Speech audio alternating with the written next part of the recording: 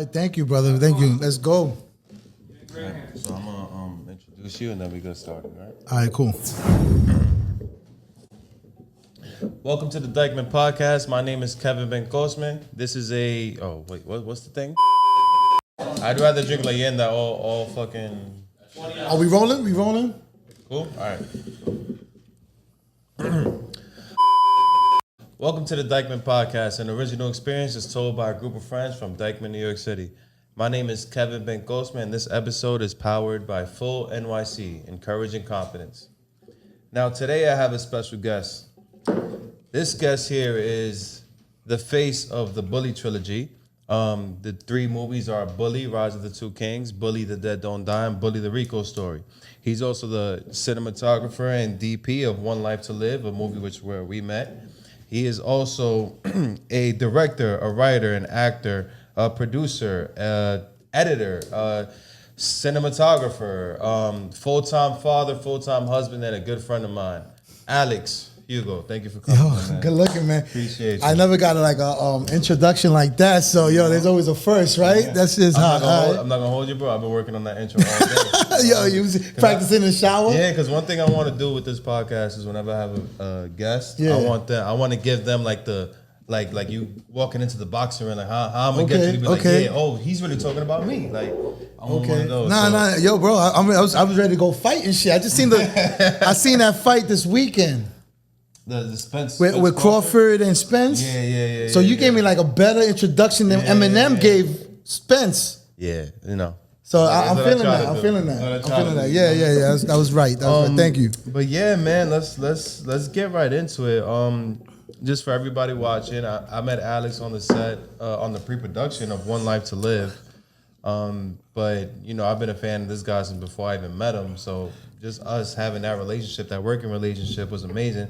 And then the way that we just developed it, and now you pretty much family at this point. Like, Word. We have so many things coming on together. But I know where you got started. I want to get the people a little more familiar with you or familiar at all. So tell me, man, where were you born? Where were you raised? Tell me about your childhood. Sure. So I was born in the Bronx by Yankee Stadium. I was born in Bronx, Lebanon, if you want to know, you know what I'm saying? All the details. But I was raised by Yankee Stadium, so that area is kind of crazy because, like, you get to be in a landmark area. You know what I'm saying? The Yankees, the Bronx Bombers. Ain't nothing better than that. Sure. And being a kid, like listening, like my window was right. I could see Yankee Stadium right there, like literally. And every time they hit a home run, I didn't have to have a TV to know. Those sirens go off. You can just hear the people. And people screaming. Yeah. It was just explosive all the time, you know? That area is really particular because it's still the hood. Like, people don't get it. Don't like, people, if you're not from, I don't want to say New York, because you could be from New York and know that's the hood. But if you're not really, really from like the Bronx or New York, people going to think that, that's a tourist area because you got Yankee Stadium, obviously. All the bars around there are Yankees. I don't know if when you were that's now. That's now. That's what I'm saying. That's now because when I was growing up, it was Crackhead Valley and Dusthead Valley. I didn't even know that. Just like the rest of the Bronx was. Ain't nothing special. Like during the day, you got the courthouse over there. You got the police precinct in the train station. None of that shit matters because once the lights go out, the hood comes out. You're like roaches. Yep. So and the cops never came out to bother anybody. They hear gunshots. They ain't trying to go there. You know what I'm saying? So I grew up in a place where it was a double-edged sword. Like it was nice during the day. And then, sometimes shit popped off during the day like everywhere else. Of course. But at night, that shit was crazy. It was like the zombie. It was like Walking Dead, bro. my block was crack infested. Like I had friends that their parents was crackheads. And you know what I'm saying? And back then, when you're a product of your environment, you don't notice this shit. You know what I'm saying? Yeah. Like it's normal. It's normal. Like my boys it was almost, black, I don't know what they say now, African American, whatever the fuck. We used to just say black, you know what I'm saying? So, we still say that now, bro. Yeah, people are so political these days. So, nevertheless, back then, that was where I grew up with just black people, you know what I'm saying? That's why I don't really speak Spanish like that, you know what I'm saying? Because I only grew up with them and then Jamaicans and Guyanese, you know what I'm saying? And stuff like that. That was my You know, block. I went to a middle school and high school put together. It was one of those 6th grade through 12th grade schools, and it was right behind the Supreme Court. So I pretty much, you know, when you're in school and you spend a lot of time in that area. I also worked at Yankee Stadium, so I don't want to say I grew up there, but I spent a lot of time in that neighborhood. Me, when I was in high school, I was the guy that Spanish people would call me too black, and black people would never accept they were me like, as black. They were never. like, you're too Spanish. So like, You're Spanish, you know what I'm saying? yeah, I was like, at one point, I was the only Spanish kid on the basketball team. Yeah. And all of my homies was on the baseball team. Exactly. I'm like, that's not me, you know? Yeah. So yeah, I could kind of relate to you on that. A filmmaker, you at this point you have what, 5, 7, 8 films? Out there being distribution. Yeah. I got the Billy trilogy, which is what you said earlier, which is the Rico story is the most popular one because it's the last one, is the one that I actually put my heart out and I already was experienced. The first one I shot on my iPhone. You know, I shot the whole movie on my iPhone. The whole movie on your iPhone. The iPhone, yeah. So and that was your first movie. That was my first movie. I shot the shit on All right, iPhone. so let's slow down a little bit because that you just gave me a lot. The third one is the most recent because the third is the most popular because it's the most recent, and that's the one that you have the experience from the first 2 in. Yeah. You put your every resource, you made all the phone calls, and boom. Yep. Now the first one, you shot the whole movie on your iPhone. Yep, the whole movie. All right, so what made you? So I want to baby. So it was actually a series, but I made it into a movie. All right, cool. So we'll get into that too. So I want to baby step this. What made you? When was the moment you decided I want to be a filmmaker? All right, so that's.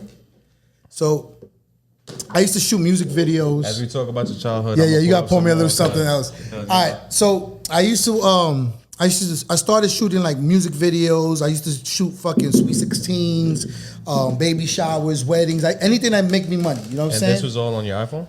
No. This was like a regular camera, like Okay. the one that he has right there. Like I used to Okay. shoot things on that camera. Okay. Right?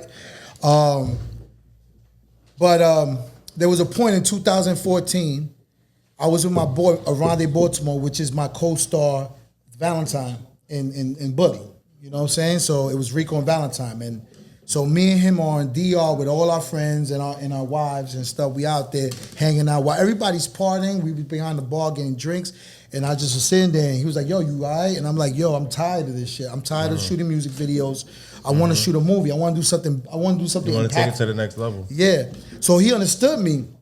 And he was like... And you were on vacation, you said? We was on vacation. And this is the guy that ends up being your co-star in that movie. Exactly. That is fire. Keep So going. we here, and then he said, so what you want to do? And I'm like, yo, I wanna film a movie. I just don't know what. So we here drinking while everybody's partying. All our people's just like doing their thing. Y'all over here plotting. We over here plotting Facts. at the bar. So we create we create 2 stories. And long story short, we At created the bar while you was at drunk. the bar for like 2 hours. We there creating 2 stories, just brainstorming. 2 separate stories. 2 separate stories. Nice. So one was a boxing story, and then the other one was Bully, right? So the boxing story was like we was leaning to the boxing story because the shit was fire. Okay. So Mayweather's fighting Pacquiao that night. So we over there at we was in DR actually. We was in Okay, I remember that. 'Cause they fought on my dad's 50th birthday. Yeah, so that day, Yeah. that's when we created Bully. Yeah. Day when they fought. So anyway, we go to the fight because the resort was showing the fight outside by the beach, and the first fucking trailer they show on the Mayweather with Pacquiao fight was Southpaw. Yes. Remember Southpaw? Boxing movie, yes. So dude, So that put the ultimate battery in y'all back. no. Because the story we was talking about was like similar to the Southpaw shit.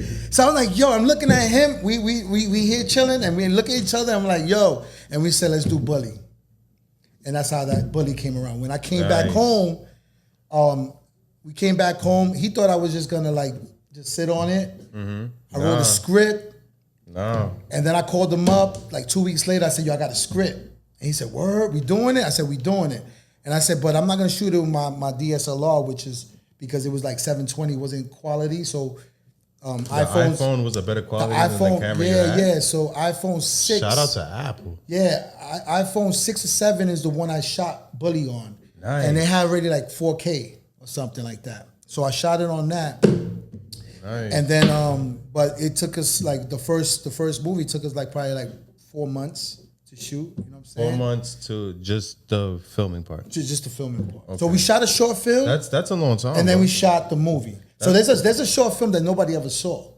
We shot the short film, and it was dope. And they said, "Yo, this girl came up, which is one of the co-stars. She plays the prostitute. She said, "Yo, there's a thing." She's like, "Yo, let's do a web series." And I was like, "What the fuck is that?" And she told me. And I said, "All right, let's do it." So we did this web series, but I didn't like it, so I mushed it up into a movie, and that's it. So you did. So you initially took the 4 months to make the web series, which was going to be Bully. Yeah. But then you just took the highlights of it and pretty much made a movie length highlight reel. Exactly. That's it. So now I know what the Bully story is about, but I want you to pretty much break down, because this is your trilogy.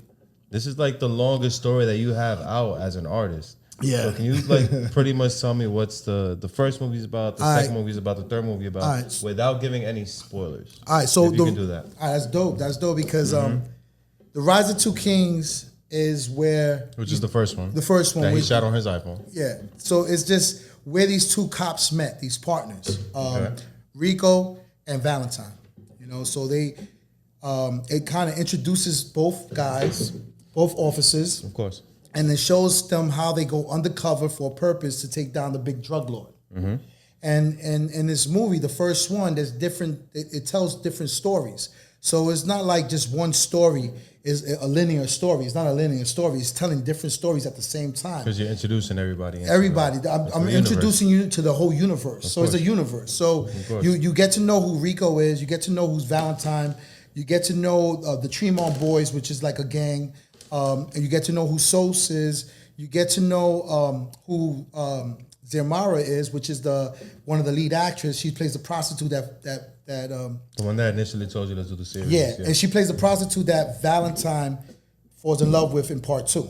So in part 1, you see her as she's a Dominican girl that graduated college and she can't find a job, so she ends up working at the salon, but there's not enough money to pay her bills. So her friend is like introducing her to like the club life and being a bottle girl. From a bottle girl, she becomes a prostitute. It's like it was like a gate. Open gate. So we show that in the Rise of Two Kings. I'm sure there's a lot of women that could relate. I don't know, but we kind of play with that. You know what I'm saying? So that was Rise of Two Kings, and then it just shows that. Now The Dead Don't Die is basically taken where the Rise of Two Kings left off. It takes place where it's only Valentine's perspective now. Okay. So all we do is before you go, how long in between the two did you take to breaks? Filming? Yeah. All right, so I'm sure you had to. So I shot. I'm sure you had to put it out. Get the what's the word I'm looking for with the R? The reviews, the reviews and all that. The views, the reception, and the feedback. Plan it out. This and the third, then cast, and how are we gonna take it to the next level? So how long did you take in between? So the short film we shot in 2014, which nobody really saw but a seclusive group, and then we shot the movie, the first movie in 2016.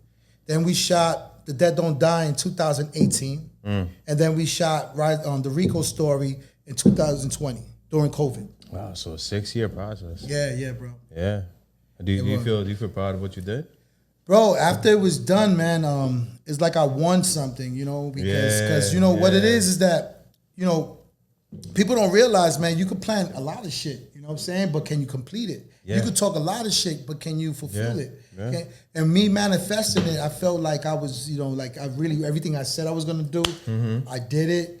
And it didn't come out the way I envisioned it entirely because I didn't have the budget for it. So you playing with like my money only.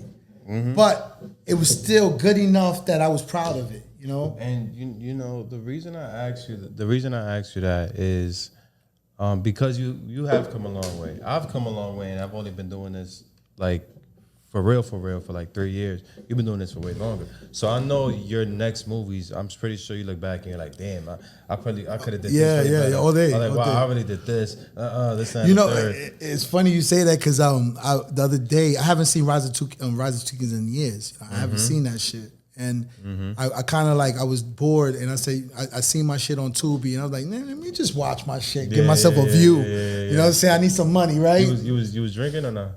I actually was high and shit. Okay. I was smoking some weed. That's usually how it happens. Yeah, I was smoking some weed and you know, some good shit from the medical spot. Yeah. I like to get drunk and watch myself. Yeah. I do a mixture of both. It's a good balance, and I could get in the zone and shit. Exactly. So when I'm watching it, I'm appreciating it because I know I could do a lot of shit better now.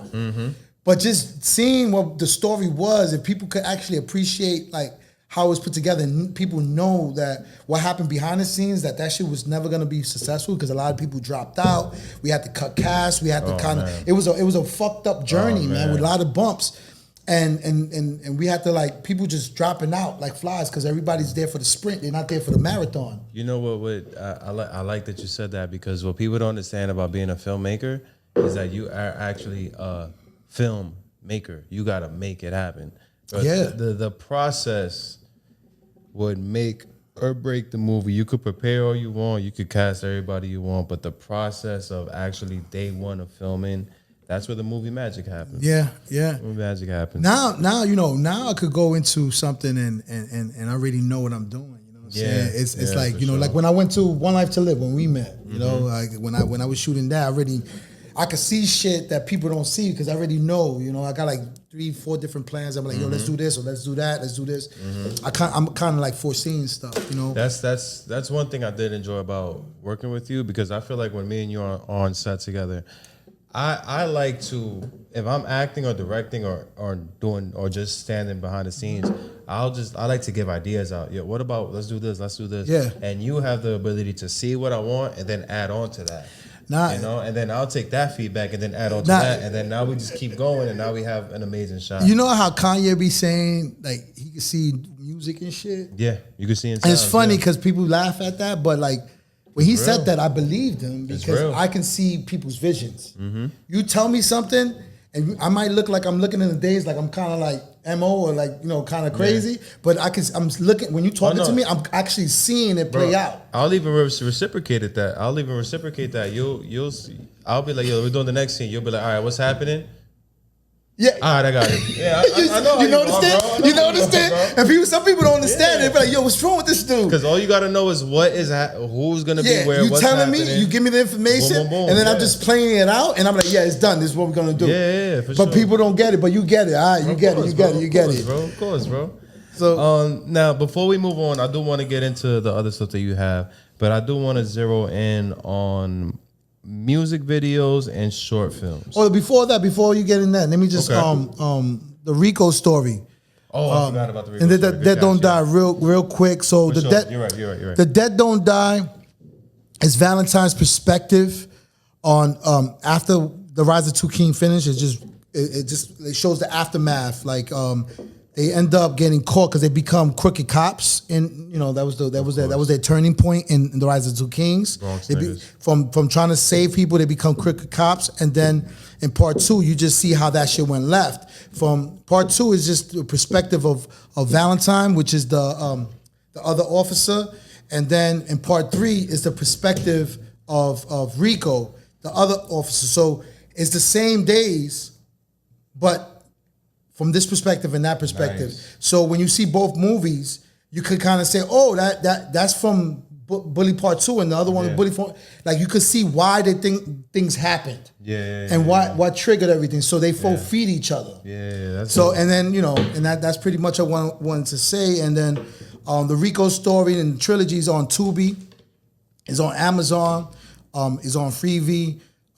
Go check it out. Is you know, if you got a whole night, it was raining, just watch part 1 all the way to 3. Yeah, that's funny because that's what I tell people about my films. Yo, just watch it. 1 to 3, just watch it. You're gonna kind of get like an orgasm, like a mental orgasm when you see it. You be like, oh shit, this shit is hot. You know what I'm saying? Pause. But yeah, that's it, man. That was crazy. Now we could go to the next level. That was great. So the reason I want to ask you about music videos and short films is because I know you even said this, most people when they're starting out in filmmaking, most directors and anybody with a camera or anybody with an iPhone in your situation, they start out doing music videos. It's practice. It's practice. It's practice. Like if all NBA players used to play at the court, you know what I'm saying? And practice. So shooting music videos is all practice. For me, it was practice. Some people do make a living out of shooting music videos, but that wasn't my mission. That wasn't my purpose. My purpose was to shoot movies. From day one. Since day one, since I was a kid and I saw E.T. When I saw HBO like the HBO introduction with it going through the little fake buildings and stuff like that. Since those days, I said, yo, I want to be a filmmaker. Yeah, because even commercials you don't really do either. So I did. Commercials pay. Yeah, so I did. So I did a lot of everything. So you know, I'm 46 now. I started filming since I was like probably 13 years old. Yeah. Wow. I got a documentary you could catch on YouTube called My Bronx Tale. So I used to document everything from my neighborhood. Yeah, My Bronx Tale. I didn't even know that, bro. Yeah, it's called My Bronx Tale. I didn't. On the Alex Hugo Films page. And it's like a series, like a mini series of 6 episodes of a documentary, just showing my childhood, just us bullshitting in the block, having fun, you know, fucking around, smoking weed, you know, all the shit that I talk about. You know what I'm saying? It's there for anybody to watch. You know what I'm saying? In my research to prepare for this, that did not come up. Yeah, so that was like my first starting point of filming and editing when I was like 13, 14, 15 and stuff. I actually. When I turned like 20 years old, I actually put it on a CD and I was selling that shit on the block, making money. And because people wanted to see themselves. There's people there that were crackheads and they recovered crackheads. Yeah. So they used to like, yo, I want to see that. Like, nice. I used to record us like recording the crackheads. I was bullying the crackheads. All the hood shit, you know, that people do. You know what I'm saying? So I recorded all that. People want to say, like, a lot of people died. You know what I'm saying? In that film, like my boy Yako, rest in peace. Multiple people that I can't think of their head. They're not here, or they locked up, deported, or murdered. And so people wanted to see that shit. So it was a 10-year making. Like since I was 14 to like 24, I shot all this. Like I shot everything on a camcorder. Nice. You know what I'm saying? And I just put it together that's shout out to you. It was a time capsule. Shout out to you for thinking like that at that age, because that's also very, very valuable now. Most people back in the day, or even now, are just living in the moment. They don't think of like, let me catch this. Well, everybody got cameras now. So everybody got this. So they record everything now. Yeah, but then everybody's showing where they got. Even with that, they're not thinking of keeping it. They're just thinking of having that for the 24 hours. I did something magical back then when nobody even was doing that shit. And that goes to the mind state of being a filmmaker. So why is there a reason that you don't do like music videos? Oh yeah, so is there a reason you don't do music videos, short films, commercials? All right, so there's a big reason. So music videos are kind of like. That wasn't my league, you know. Like it's cool and all.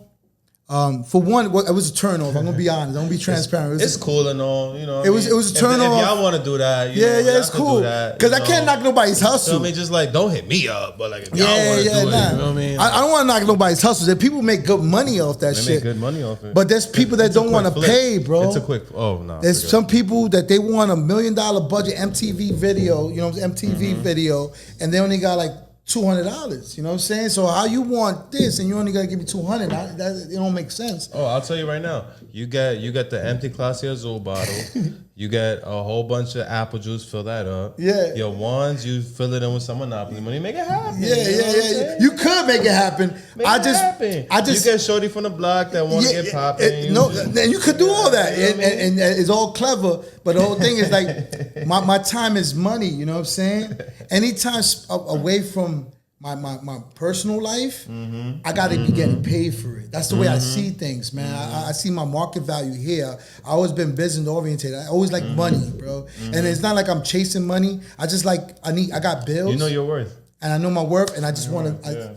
You know, like when you go to Macy's and you want to buy a coat, you know what I'm saying? You don't say, yo, I'll pay you later, or all I got is $100 and the shit costs $600.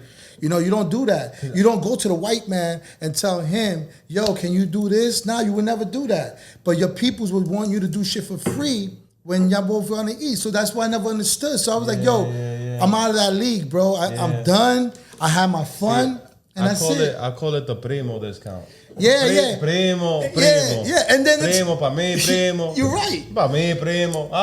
Halo pa mí. But then the other thing besides that is that And you do like some people. I did it. I'm not gonna name names because it's not even worth it. But please don't. But I don't need nobody. there was times that I did shit off the grip because I believed in the thing, whatever what it was. And then they complaining about every fucking thing like they paid me. You know what I'm saying? So I'm like, see, I don't call it believing. that. I don't call it believing in somebody. I call it getting caught by the marketing. There you go. You got caught by the marketing. Yeah, they were selling a good one. Everybody. And I was like, yo, I'm in. I'm gonna help you. And then you over here harassing me every day for something. I'm like, yo, I'm done. So I don't do music videos, and also it's not my crap. Like I like movies. Before you move on. So that's music videos because I'm thinking about it as I hear you talk, and then because I've seen you work so much, I don't even know what an Alex Hugo music video would look like, bro. Like so Alex Hugo. I feel like an Alex Hugo music video is gonna be 8 minutes. No, it actually is. Yo, but man, honestly, yo, like every music video I did, I kind of like made it into a movie. Yeah, you had to. I was a big fan of Michael Jackson. Who isn't? Michael Jackson, remember Michael Jackson's videos was like fucking 30 minutes long and some shit? It was like a mini movie. He had Chris Tucker. So I used to tell people, my selling point was like, yo, we ain't doing a regular video. We're going to shoot a movie. So I used to do, that was my practice. So we'll cast, we'll get girls, we'll get guys, we'll get some little scripts, and we'll do like a little movie theme. So that was my practice. And it was good for what it was worth, but then I was like, I was trying to graduate. You real slick for that, Alex. I'm gonna tell you. That was a slick move, but I see what you're doing. Yeah. So why don't you do short films? Because before you answer, from what I'm getting from the music videos is one, it was practice. It was an early thing. I'm starting out, but you also spoke about your time is money. Yeah. From my experience of getting to that producer level, I'm noticing there's not much money in short films. Is that why you don't do short films? So yeah, that's why I don't do it, man. The return. There's no return because like people do short films, and that's if you do it, that's cool. Yeah, that's on you. You got time to kill. You do short films. You put it on you put it on film festivals. Get your shit off, Alex. You get awards. You're that's doing cool. it subtle, but I'm listening. No, you get awards, and that's all cool. That's all cool. You get awards. You take pictures, and all. Awards is fire. There's nothing wrong with that. There's nothing wrong with that because I just put a couple of my films now into the awards. There's nothing wrong with that. But like to me, from my experience, I'm not gonna get no money from that shit. I'm only spending money because every film festival is $1, bro. It's like $50 here, $100 there, $200 here, bro. I'm like, bro, like, come on, like they vultures feeding off of us, like our creativity. So I'm in that little like bubble where dealing with Deborah, shout out Deborah, Deja Vu Films. What I'm learning from you guys is like, yo, there's more money in movies than there is in obviously short films and series. But I've done short films in the last year where I've tried to get them on these distribution platforms.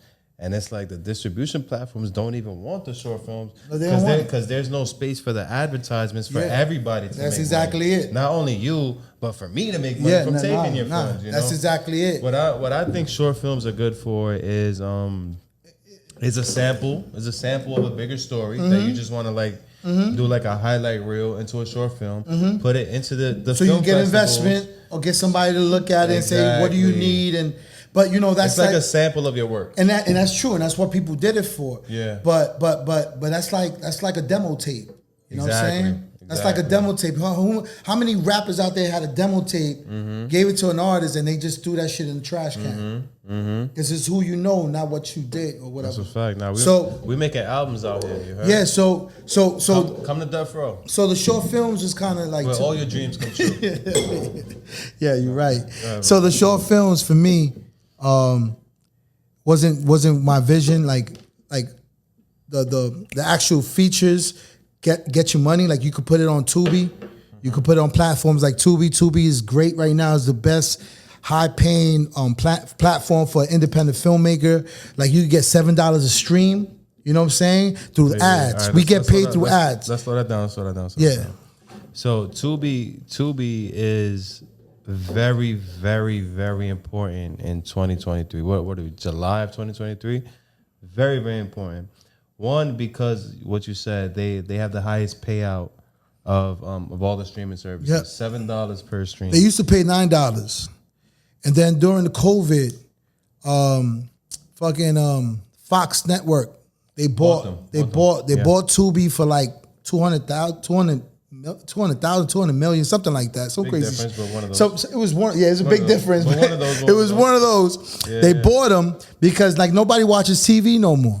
So Fox was like, "Yo, we need a platform so we could put our shit on there." And Tubi was like a popular underground platform where people was watching and they have views, and then people was actually like, there's multiple different channels, but Tubi was killing the game. The importance of Tubi. Hold on one second, sorry. Yo, I'm sending the podcast. I'll call you back. Okay, Yeah. It's okay.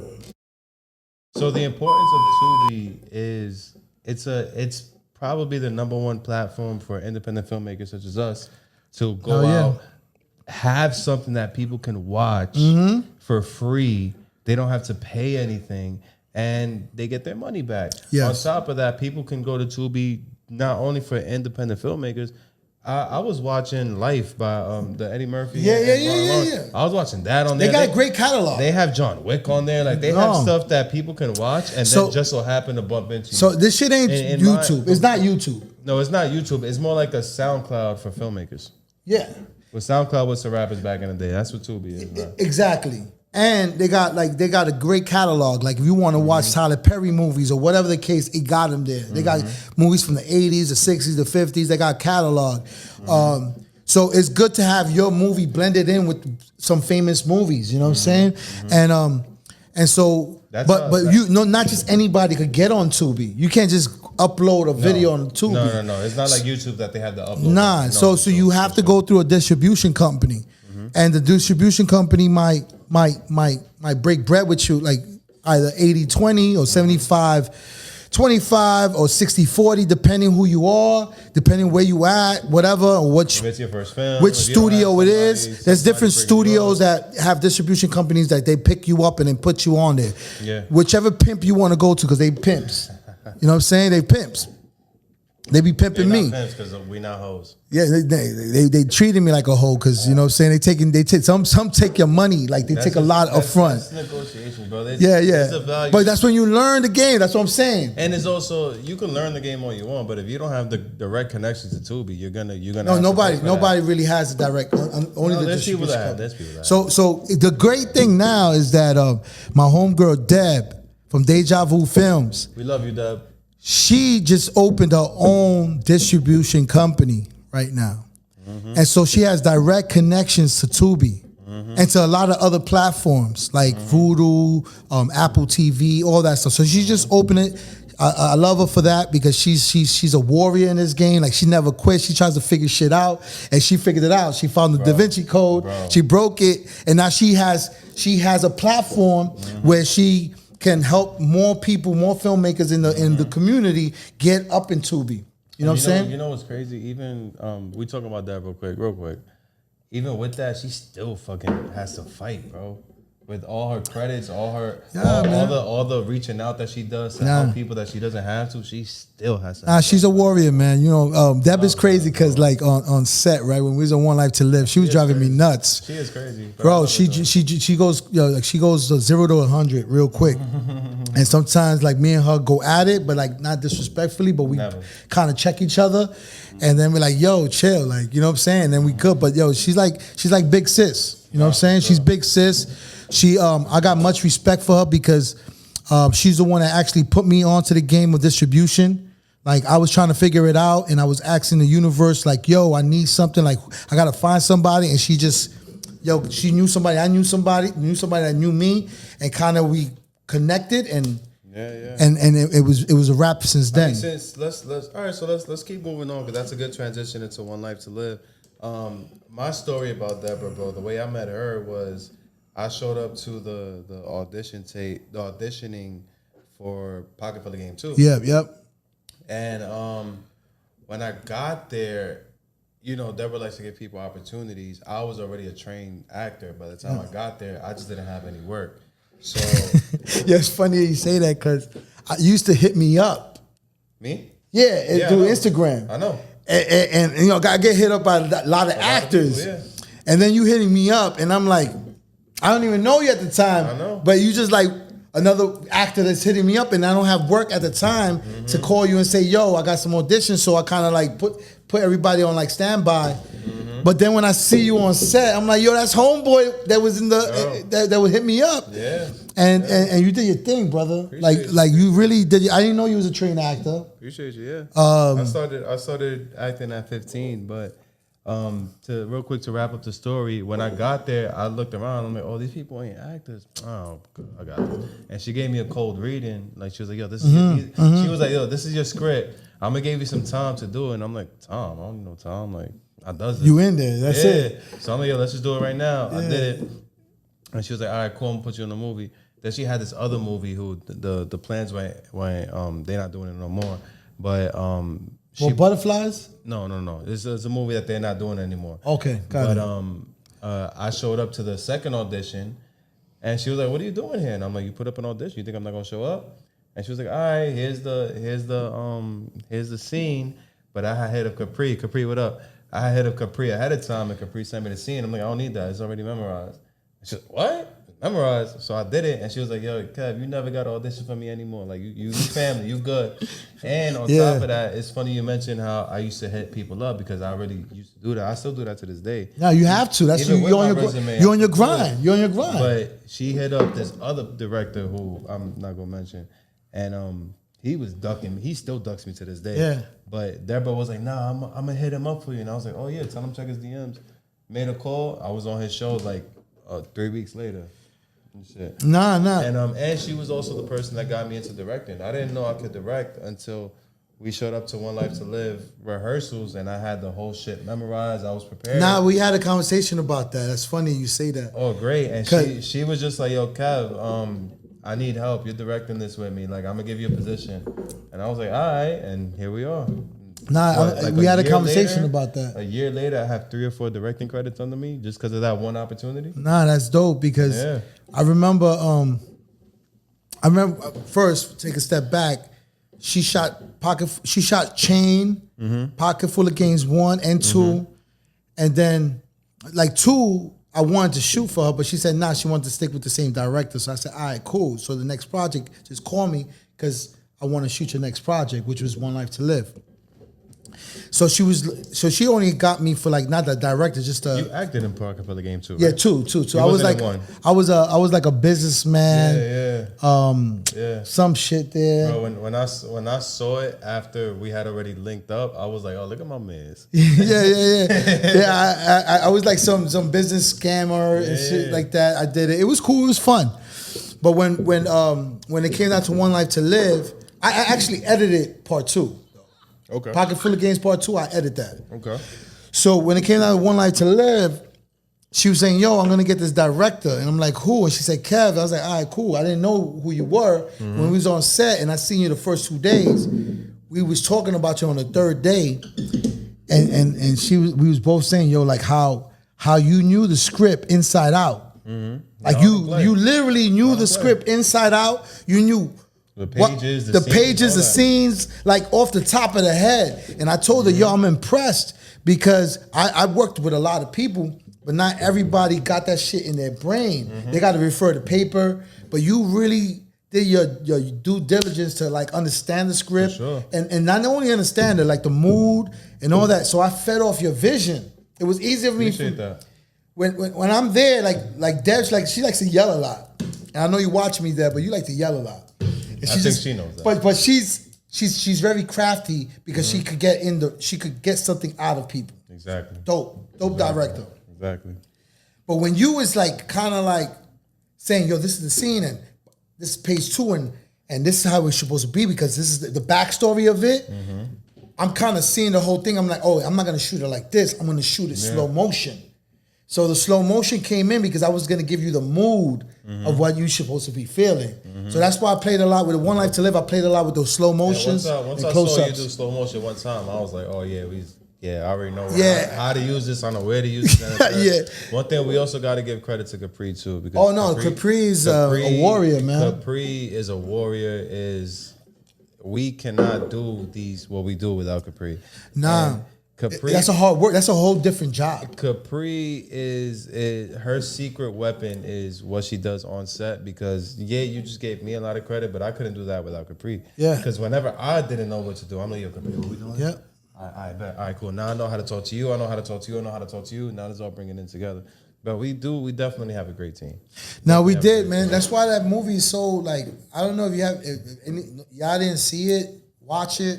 Not because I filmed it, but it really has a good story. My man Eric Gray wrote a great story. It's based on a book. You can buy it on Amazon. For sure. You can actually watch the movie on Amazon. When you look up One Life to Live with a Y, you go on there, they show the book and the actual movie. And the book is better than the movie because it has more. Well, the book is always better than the movie. Yeah, because it has more story. Yeah. Very few times the movie's better. You can't make we wasn't trying to do a Lord of the Rings, make a 4-hour movie. You know what I'm saying? So, I mean, we could have did a series. Nah, yeah, It would have been whack. But the movie has great characters, a great storyline. The end, I ain't gonna tell you the end, but the end, the last 20 minutes, and what I told Deb, can you hear me? I'm too far. All right, cool. All right, so the last 20 minutes, right? Because Deb was like harassing me in the editing room. I was like, yo, Deb, she was like, change that, do that. I was going crazy. I was like, yo, let me do my thing. And then I said, yo, I'll do all these changes, but the last 20 minutes, it's me. And she's like, what do you mean? I said, the last 20 minutes, I want to make people cry. So I'm going to use a certain amount of music because I did the sound design. You know what I'm saying? So it's all about sound. Movies about sound. So I'm like, I'm going to choose a sound for the last 20 minutes and the mood to make people cry. And she said, all right, do your thing. And when she said, do your thing. That's all you needed. That's all I needed. That's like Phil Jackson being like, Jordan, take us home. Yo, I gave it to her. She called me back after like 2 hours. No, hour and 40 minutes when she first seen that draft. And she said, you know, like Debbie's crazy. She's like, Alex. I'm like, yo, what? Alex. Yo, oh my Alex. God. Yeah. You did that. You're amazing, yo. She's like, yeah, exactly. You know how Dad talk. She's like, love you, Dad. She's like, yo, that shit made me cry. I said, I told you, Dad, I want to make people cry. So then, fast forward, they had the preview, right? The screen, the premiere. I couldn't make it because I'm shooting. I was shooting a reality show called Front Cover Reality He Show. couldn't make it because he was getting too much money. Yeah, so I He's sugarcoating it, but he was getting the bag. Whatever. I flew to Florida to shoot this reality show about 20 strippers in a mansion trying to be on a magazine. It was a crazy experience, but we're not talking about that. And I chose not to go. Yeah. So I'm filming that, and as I'm filming that, I get a call. I should have went though. And I get a call. Yo, my man, I got so many, like, I'm filming. Like, I wasn't holding the camera. I was directing and making sure that my guys, I had 7 cameramen, making sure they all in the right places in each room. And I'm getting boom, boom, boom. My shit's going ham. The day of the fucking screening. And then I see Miko. If people don't know who's Miko, he's the guy that plays Mouse in Euphoria. Oh, before you go, we just had the Angus Cloud who played Fez in Euphoria. He passed away like about 3 hours ago. No way. Yeah, it just happened. Rest in peace, man. Rest in peace. I didn't know that. Rest in peace. Let's just give like a quick moment of silence for him.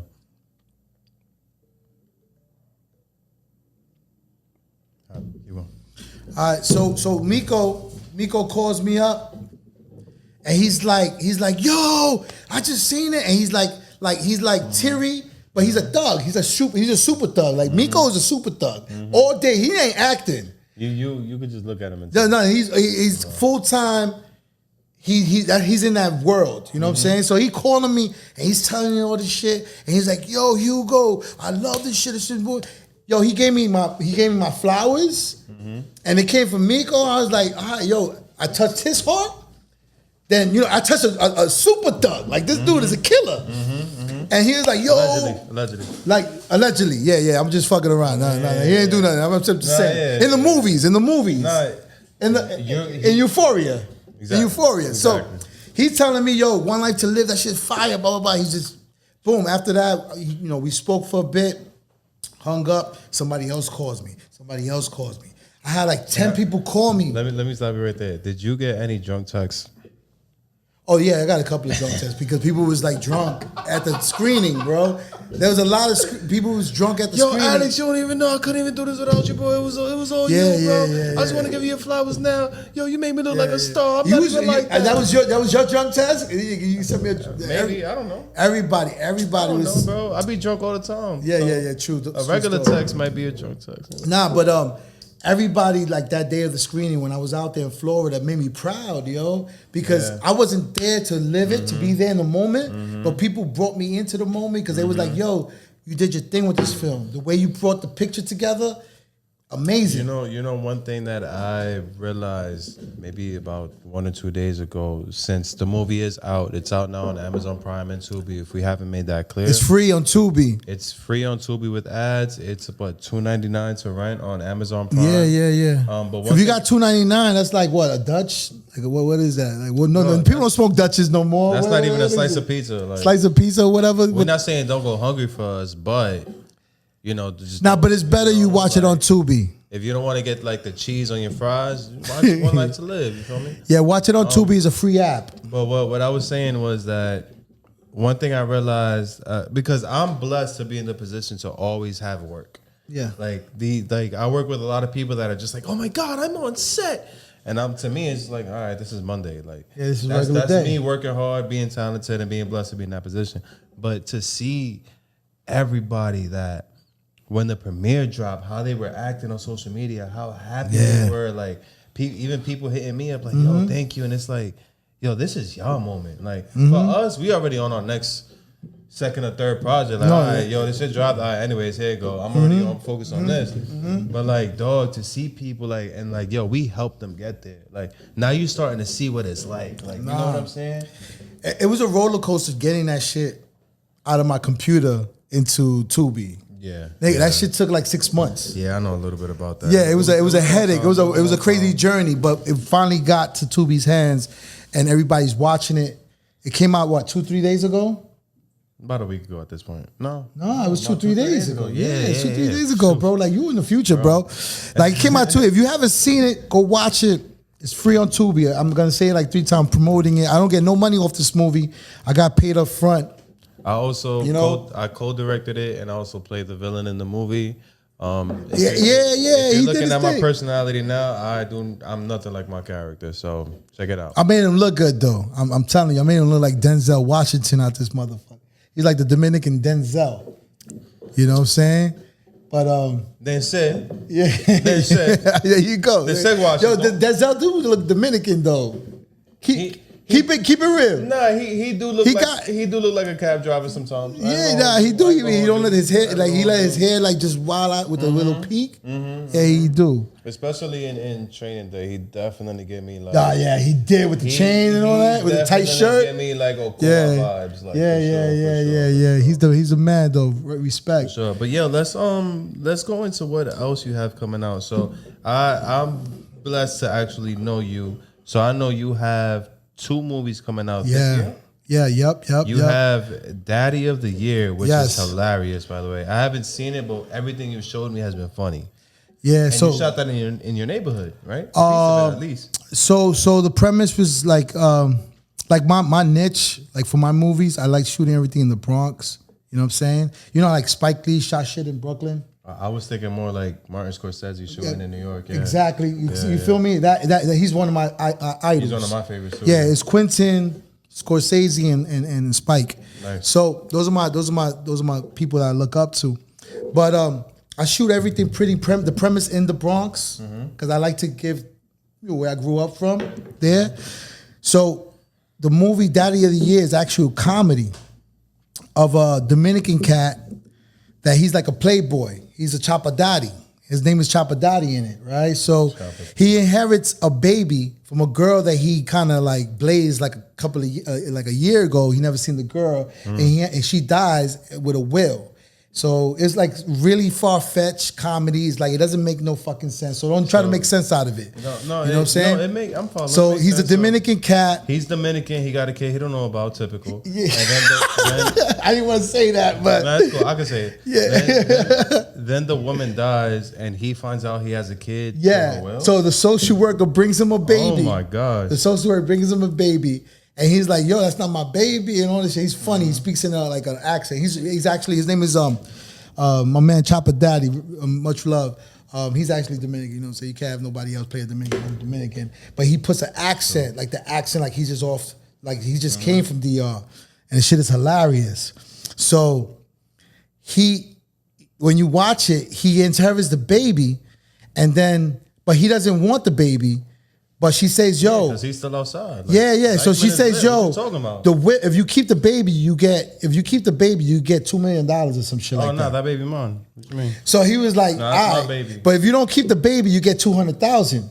And he said, "I'll keep the baby." So it was an ultimatum. It's unrealistic. So it doesn't make sense. You know what I'm saying? It's like one of those Adam Sandler type of movies. It don't have to make sense. It's comedy. So it's 200 off rip. I'm winning regardless. Or 2 million if I just make sure this human doesn't die. Exactly. Give me the 2 million. Yeah. I'm gonna take that 200 that I was gonna spend and throw that shit in that headfet anyways. And then we lit. Like what you talking about? Yeah. So yo, 50,000 is going to the babysitter, so I don't even gotta worry about that. You don't have to worry about it, right? Then I'm gonna do what? An extra. I'll throw 15. I was gonna do 10, but I'll throw 15. You get the brand for food. Then what, like 8,000 in diapers? Yeah. In diapers and milk and That's shit? it. Come on now. And so you lit. Come on. After taxes, I'm a millionaire. Thank you, baby. You lit. And this is a comedy. So it's a comedy. But if the problem, the whole thing is that he ends up getting chased throughout New York. So just picture remember the Warriors? Why is he getting chased? You remember the Warriors? Mm-hmm. That they had like different gangs in different neighborhoods? So he was fucking everybody. No. She wasn't fucking everybody. Oh, nah. I mean, this is said in the Bronx. So the baby in the baby bag, there was a diamond in the baby bag that he didn't know about. So he's getting chased throughout the whole city. All this money. He's getting chased throughout the whole city for the baby bag, and there's different gangs. There's like a punk rock gang. There's different things going on, like the Warriors, but not as extensive. Yeah, just the Bronx Warriors. Yeah, whatever. Pretty much yeah. So he's getting chased, and he goes into like Manhattan to go to this party, and then I can't tell you the end. Yeah, let's not give up the rest of the story. But that was just the premise. So the shit is funny because the character he plays, and then I got an Indian guy named Parag. He plays oh yeah, Parag. You know Parag. Yeah. He's my Indian. You know you got someone that plays someone, like he's my Indian guy. Anytime I need an Indian guy to play a bodega scene or something, or cab driver, he's my guy. And anytime you need an Indian guy. And he's funny as fuck. He doesn't talk like that. He talks like us, but he throws an accent, and the shit is hilarious. That was crazy because he came to rehearsal, and he was just a regular dude. I mean, obviously he looked Indian, but he looked Indian, but he be talking like he's hood. But he be talking regular, like he be like, "Yo, what's up, my man?" Whatever. And then when he goes into acting mode, I remember Deb was like, "Yo, turn on the accent," and yo, it was amazing, like, hilarious, right? I can't even try to emulate it, especially because I'm no, he's fucking hilarious. Yeah. So that's Daddy of the Year. A comedy. It should come out. It comes out this fall. This fall, this fall. So it's coming out this fall because it's a Christmas movie. So we trying to push it. You know, we like independent. Around Thanksgiving time. Yeah, around Thanksgiving time. So we trying to push it so we get enough type of views. People push that traffic. Thanksgiving, Christmas, and all that good stuff. So we actually gonna do a spin-off to that shit, and we're gonna throw a New Year. Like it's gonna be based on New Year's. But I ain't gonna talk too much about that. Right, but it's gonna be funny. I know. I'm privy to know that you have another movie called White Lily. Yeah, that's my shit. That's just my baby, though. Before you go, bro, the trailer was fucking fire. So can you play the trailer? Like when you edit this, I'll give you the trailer. That's a question for. Can y'all play the trailer just to show the trailer? Maybe. Yeah, he said yeah. He gave thumbs up. You can do it. Good. So the trailer for White Lily will be happening right now. Why the florist? Because that scumbag leaves flowers on each of his victims. Sounds like it's a bit personal for you. It's at the river. Same purpose. Same MO. White lilies. Yes, I'm outside here, a block away from what appears to be a crime scene. The police have it all blocked off, as you can see.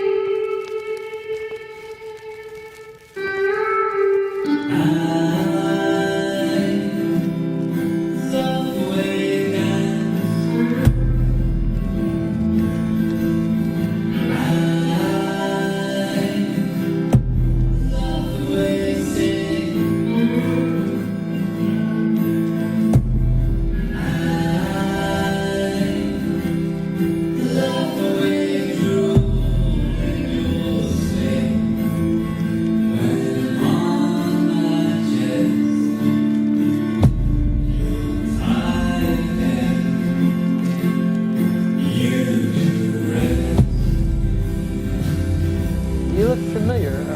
Are you on TV? I'm a detective on a high-profile case right now. That's where I saw you. How's that going? Did you find out the cause of death yet? Chris, are you serious? This is the Bronx. Forensic is backed up. Without alarming anyone, I just want to stress that your personal safety comes first.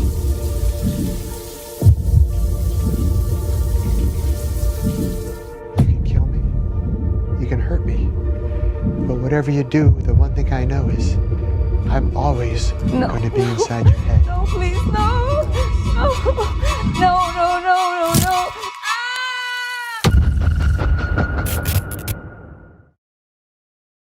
That trailer is Yeah. fucking fun. When you dropped the trailer, I low key was tight that I'm not in that movie, bro. Like, Yo. 'cause that shit really looked fun. And I'm not saying That that, was- as like your man. I'm Nah, saying that nah, like, yo, nah. I would watch that. Nah, it's different, man. It's a horror film.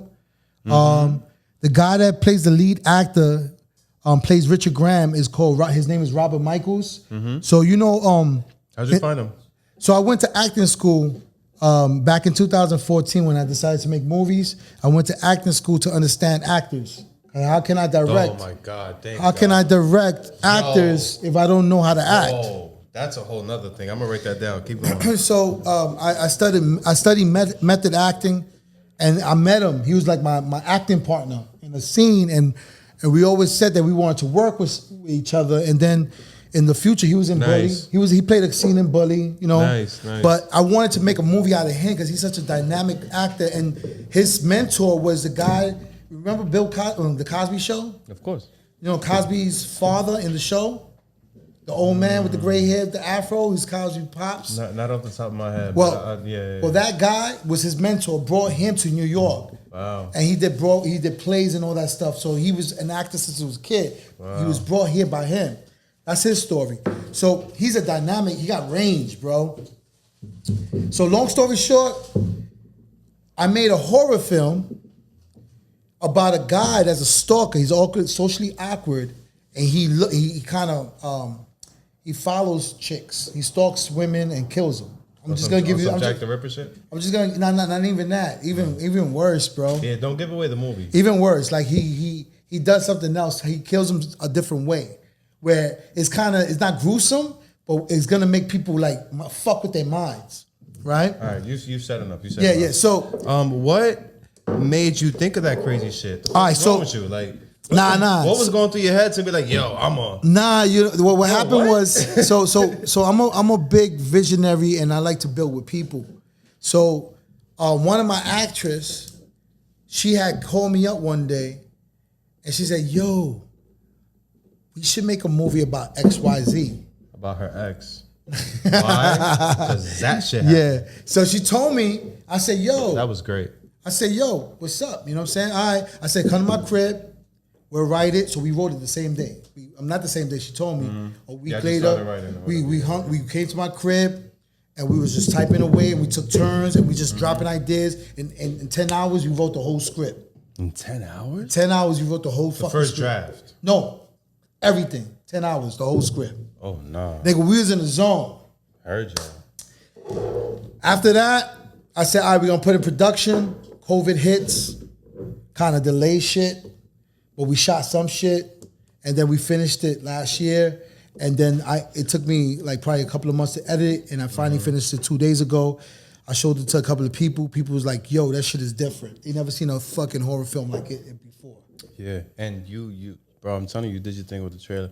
I'm so confident with the trailer that I think you should put the trailer itself into festivals. You might win some awards just off the trailer. Yeah, I'll do that. Like, I'll take your advice. I'll take your advice. Nah, for sure. Cheers. So that's see, you got it. Now the eyes, bro. Come on, man. bro. You got to cheers with the eyes. Now we got to do it again. Cheers. Thank you. I don't be looking at dudes' eyes though, man. Like nothing against you. I just don't be looking at dudes' eyes, like gazing into your eyes, like that kind of, I don't know, bro. All right, but I'm fucking with you. But the I'm rules fucking for with you. cheers in, You gotta look at cheers. it. Salud. Look at niggas' eyes. Yeah, when you blinking your eyes though, that shit is awkward, bro. You gotta look normal and shit, you know. But anyway, cheers. Salud. So yeah, that's pretty much it, man. So White Lilies is gonna come out. I'm working out a contract right now with the distribution company. Whatever we decide, it should come out like in the fall. I want it to come out before October because I want to push it for like Halloween type area. So you want to drop? So you want to drop White Lily in October and Daddy of the Year in November? Yeah, back to back. I want people to know when they see that logo, like I'm coming. So last year alone, I shot 7 movies. Okay. So I got more movies in the crates. So that's what I got more movies in the That's what crates. I was getting to because what I was gonna say next. Nah, I got a whole like. So all right, so let's slow it down a little bit. What I was gonna say was I don't want you to put out movie after movie and then have two movies out and have people Nah. So, I got movies in the crates, man. Last year I made a decision. So I wanted to do the Tupac of movies. Remember when Tupac had like mad albums and shit for no fucking reason? I say, yo, life is short. Fuck it. Let me just shoot fucking movies. You know what I'm saying? All last year I was shooting movie after movie after movie after movie after movie. I'm not gonna title your but not like Tupac. No. I'm not gonna title your ambition. I'm not gonna redirect your ambition. What Tupac used to do was, which is smart in my head. If I have 6 hours of studio time, I'm gonna record this music and I'm gonna tell the engineer to mix it later. Yeah. Because why would I record a song in 15 minutes and have this person engineer for 45? So I'd rather just record a whole bunch of movies, a whole bunch of music, and have them recorded later. He was maximizing the minimum. That's what they call maximizing. Is that what you mean by I'm just gonna film a lot of shit, have it, and then edit it? There you go. All right, cool. That's what I'm talking about. Got you. Because usually people are film a movie, then edit it, then put it out, and then work on the next shit. months later start it over. I said, nah, in a year, so Tupac has 6 hours, it's just him in the studio rapping. Yeah. In the movie world, you gotta get 1,000 motherfuckers together and kind of figure that shit out. Yeah. So I said, yo, I got a year. Yeah. I'm gonna shoot. Before I could only shoot like one movie. I said, fuck that, I'm going ham. Yeah. So I built a formula where I shoot movies within 7 to 10 days. Yeah. And I was just shooting them, boom, boom, boom, boom, boom, boom, boom. And anything happened, I'll take some breaks and then keep on going. Copy. Nevertheless, I shot 7 movies last year. Copy. All right, cool. So I'm gonna wrap this up a little bit, like another 7 to 10 minutes. But one thing I did want to ask you is, you know what? Before I even get there, tell me some of the projects that you feel like you would have coming out within the next year or so. Like So Issa, think that you're working just like so Issa's front cover reality show. I mentioned that. That's 20 strippers in a mansion trying to be on the front cover of a magazine, and so that's gonna be coming out next year in February. We in talks with different networks. I'm not gonna name what network is gonna watch it. Yeah, I'm not gonna do it. Yeah. So we in talks with certain people. But that's a reality show. I never did a reality show before. The other project is Issa. It's about a girl that get molested by her stepfather. It's a drama. It's gonna make people cry. I'm assuming it's not a short film. It's not. Nah, I don't do short films, bro. Only features, man. Fair enough. Don't be embarrassed. I'm no disrespect to anybody that does short film. I don't do that shit. That shit don't make no money. There's nothing to me. Keep going. So Issa. When is that coming out? So that's coming out next year. Okay, next. So year. everything is like it's the next year. I have this other film called Silent Cries that I'm putting out next year. I'm doing it. Yeah, I did. Hey. She paid me. So we doing know how to Silent do it. Cries. Yeah, Silent Cries. You know- Yeah, You know, I'm, yeah. I know. all right. We're gonna So do it. yeah, we doing Silent Cries. It's a movie. It's a redemption story, to be honest. And I personally was there during the rehearsals. I worked with some of the actors. We have a lot of talent. My job or my intent is just to hone that talent and get the best out of them. I'm trying to take that mango and squeeze all the juice out of it. You know, but Silent Cries. It's a really, really good story. So and the last three, there's three movies in production that I'm gonna put out. You know, there's one called Crosstown. It's about a girl that comes from the army and shit, and she goes through her little journey. You shot that already? No, I'm about to shoot it for next year. This year, for next year. Copy. Let me know what you do. Big Italy. If I'm free, I'll pull up. Big Italy is about it. Italy. Yeah, that's a dynamic story. Like it's like if you could put Heat with Bronx Tale and all that shit together. That's Big Italy, based in the Bronx. Can I say that? Yeah, you could. He co-wrote it. So me and Alex co-wrote that shit. Yeah, he co-wrote it. We was waking up at we started writing at 7 a.m. and we finished at like 5 p.m. Yeah, we was For going like ham. a week straight. I'm talking about, yo, Alex, I just woke up. I'm gonna get some breakfast. I'm making a coffee. Yo, Kev, I'll be right there in 30 minutes. All right, yo, I'm on this page. Yo, I'm on this page. Like, yo, that film is gonna be crazy just off the writing, just off of Nah, the writing just is off very of good. Our chemistry, and also, Cabello.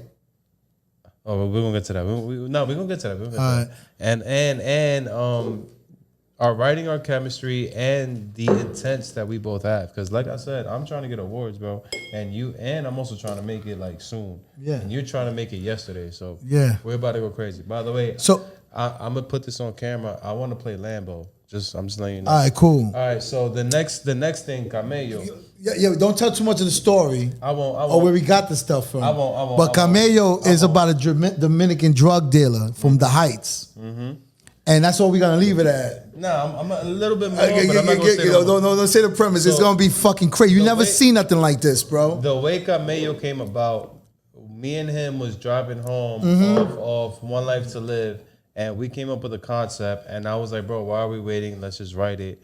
And we wrote it, and I'm playing the main character, he's playing the villain, and we're both directing it together. It's going to be fucking fire. Yeah, but it's going to be some shit that you... I keep on saying that, but just watch my movies, and you understand why I always say it's different. Because every movie that I shoot is not your... It's like I shoot differently for that. It's a painting. So, and then the last one... Yeah. The last one... And then after that, I gotta tap out because we gotta shut the shit down. I'm shooting a vampire movie. You know what I'm saying? I always wanted to shoot a vampire movie, but it's in the Bronx. I can't really tell too much about it because I don't want nobody to steal the idea. Vampires in the Bronx and they not doing crack. Yo, the vampire movie that I'm shooting in the Bronx, and I already got the characters. I'm ready to start shooting soon as I finish this thing that I'm doing right now. That's the one I really want to shoot first out of the lineup that I told you, because I want to just take my, I already did a comedy, I did a thriller, I did a horror, I did a drama, and now I want to do a vampire movie. I want to show diversity. So this vampire movie, my man, I'm telling you, a year from now, when you're gonna see this shit and you're gonna say, yo, that nigga wasn't playing when he said that shit. I guarantee you. I know a few vampires. Because it's hood vampires. I know a few vampires in the hood. They don't even got to audition. They just got to show up on set. And that's it, man. So last thing, I'm gonna just give you some quick hitters and then we out of here. All right, cool. Your favorite part of filmmaking: acting, directing, writing, editing. What's your favorite part? Give me like a quick answer. Writing and directing. Writing and directing. Yeah. What's the first thing you do in the morning? Last thing you do in the day? I pray. Both. I pray. Okay. If you had $1 million right now, what's the first thing you're doing? I pay off my house and I produce more movies. If you had $20 million, what's the first thing you're doing right now? I'll take a vacation and pay off my debt. You know what I'm saying? All right. I'm going to just get to the real answer. How much money is it going to take for you to get your shit off? What? What shit off? I'm talking about you Oh, fuck everybody? Yeah, like what's Man, what's like the number? Everybody got a number. Yo, so all I need like $5 million, bro. Give me $5 million and I could flip that shit. That's all. And that's light work in the movie. I asked him 20 mil. He talking about paying off his debt. Yeah, no. My debt is low. I don't even got debt. I'm just fucking around. But I need all. If I could get $5 million right now, I could do exactly what I want because I've done shit with no money. You know what I'm saying? So give me $5 million. We produce movies for the next 10 years because I'm gonna flip that movie. I'm gonna flip that money. You know what I'm saying? Because we all everybody in this room, and you probably don't see everybody in this room, but we all from the the bottom. We know how to hustle. And if you give us $10, you're gonna make 20, 30. You know what I'm saying? Give me a $5 million, nigga. It's over. So, 3 more questions. I'm just come off the top of my head. Give me 5 dinner guests that are alive. 5 who? 5 dinner guests that are alive. Dinner guests? Yeah, like you just at a table with 5 people that are alive. Food is paid who I would want to chill with? Food is paid for. Drinks is paid for. You just want to have a 5 conversation. people. I like to chill with Quentin, Spike, Scorsese, Pac, and Biggie. Say that again. Say that again. Pac, Biggie, Quentin, Scorsese, and Spike. Spike. Yeah, if I could chill in there, just because I love music. I went to school for music. I never spoke about that, but we don't have to talk about that. I went to IAR, Institute Audio Research. Yeah, Institute Audio Research. I was an engineer. My only question is just let me make the drinks for y'all. All right, cool. I'm gonna make the drinks for y'all. And I'm gonna be a fly on the wall. Just let watch how. Yeah, I was an audio engineer. I made beats and shit. Give me your top 3 favorite food spots in the city. Give me 2. Food. On Barrio BX in the Bronx. If you want authentic Puerto Rican food, Barrio BX is a spot. That's you got. There's a lot of spots, man. Peruvian food. Pio Pio on Cypress in the Bronx. I know Pio Pio. Yeah, I love the fucking jalea with the onions and the seafood. That shit's banging, bro. And then Sin City was my 3rd choice, but they closed that shit down. I used to always eat at Sin City in the strip club. They had the voodoo wings. If anybody knows Sin City, they had the voodoo wings to die for, yo. Bro, they had the Caesar salad was like crazy. They had the voodoo women. What are you talking about? Yo, it was crazy. But that's my 3rd choice. Sin City's not here. I had one more question, but we like this deep into the. Yeah, it's all good. I don't want to promote them, but y'all know what this is. Just tell them where they can find you, man.